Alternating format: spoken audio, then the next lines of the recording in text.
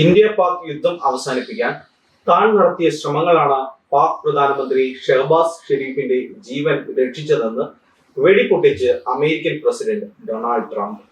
Operation സിന്ദൂരിൽ താൻ ഇടപെട്ടില്ലെങ്കിൽ പാക് പ്രധാനമന്ത്രി ഷഹബാസ് ഷെരീഫ് ഉൾപ്പെടെ 35 ലക്ഷം ആളുകൾ കൊല്ലപ്പെടുമായിരുന്നെന്ന് ട്രംപ് തട്ടിവിട്ടു.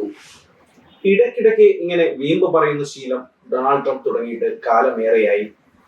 സമയത്തിന് മെഡിസിൻ കഴിക്കാത്തതാണ് ട്രംപിന്റെ പ്രശ്നമെന്ന് ഒരു മോദി ആരാധകൻ എക്സിൽ കുറിച്ചു. ആദ്യം അമേരിക്കയുടെ പ്രശ്നങ്ങൾ ഡൊണാൾഡ് ട്രംപ് പഠിക്കട്ടെ എന്നും മോദി ആരാധകൻ ആശംസകൾ കുറിച്ചു. US കോൺഗ്രസിന്റെ സംയുക്ത സമ്മേളനത്തിനിടെയായിരുന്നു ട്രംപ് ഇങ്ങനെ ഒരു വെടിപൊട്ടിച്ചത്. താൻ ഭരണത്തിലേറി 10 മാസത്തിനിടയിൽ ഇത്തരത്തിൽ 8 യുദ്ധങ്ങൾ അവസാനിപ്പിച്ചതായും ട്രംപ് പറഞ്ഞു.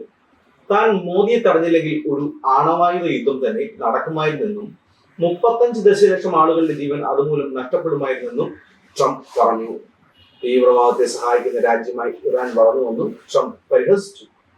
ലോകത്തെ സാമ്പത്തിക ശക്തിയായി ഇന്ത്യ രാജ്യം വളർന്നെന്നും സമ്പത്തിന്റെ കാര്യത്തിൽ ചൈനയ്ക്ക് തൊട്ടുപിറകിലായി ഇന്ത്യ 3-ാം സ്ഥാനത്തെത്തിയെന്നും ട്രംപ് വ്യക്തമാക്കി.